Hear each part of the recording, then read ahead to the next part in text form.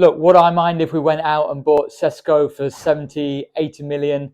No, I wouldn't, because it's not my personal money.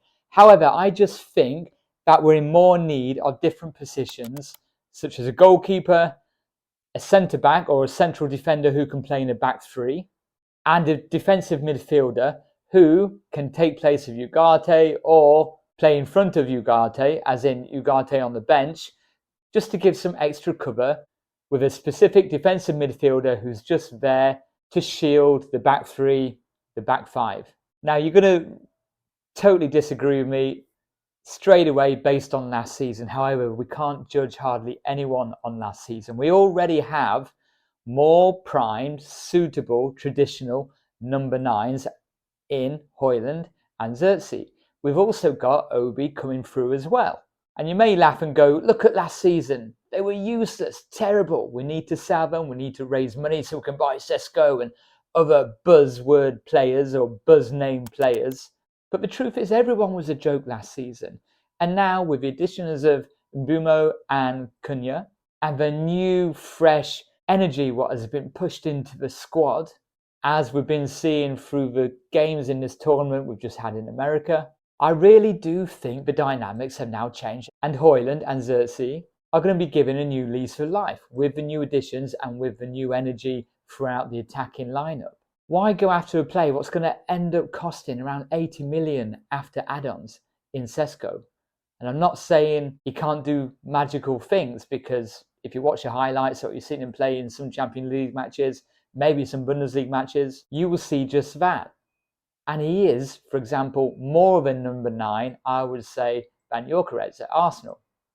However, he has similar traits as Mbeumo, as Cunha, even as Bruno, even as Amad, where he likes to get hold of the ball, he can turn and he can run at defenders. He's got the ability to beat defenders one-on-one. He can beat 2, 3, 4 at a time. And he can shoot from outside the box.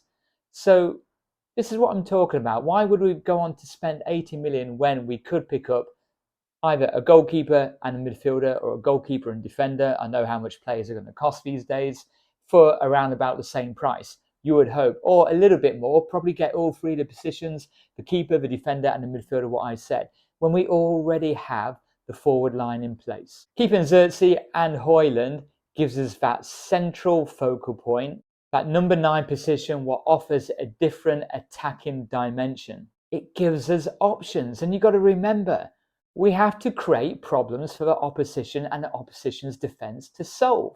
And just having players with similar abilities and traits isn't providing them with new problems.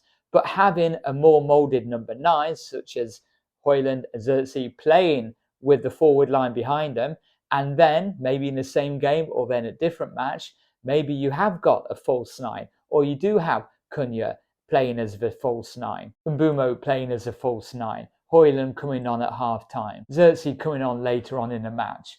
You're giving them different problems to face, not just now this one more power striker, what doesn't like to stay in the box waiting for the ball just to score a goal. They all want to drop deep. They all want to get into the play, a bit like Rooney, who was everywhere. They all want to turn facing at the goal, ready to run at plays and score glorious long-range shots. If everything's the same, there's no additional problems for the opposition. Cunha, Mbeumo, Bruno, Amad, Dorgu, all have shown that they are capable in playing in most positions across that attacking line. And after the latest match, the 2-2 draw with Everton in the tournament, which we won, of course, some people say, well, that was useful because now we know that Cunha can't play as a false 9. Again, I'm sorry, I have to disagree, and sometimes I'm watching matches from the coach's hat on. But even in the first minutes of the match, you saw what happened when Cunha was playing in that position.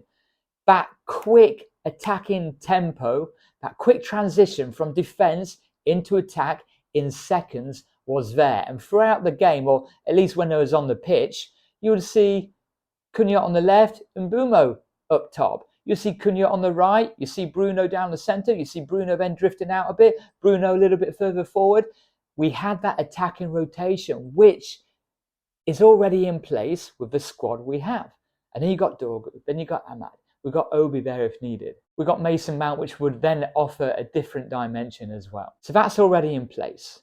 Let's keep Zirkzee, let's keep Højlund, let's give them another problem to try and solve, and let's save the money for reinforcements in different positions, which we really need. I'm really confident that we have got, touch wood, adequate strength now along the forward line, like I've said.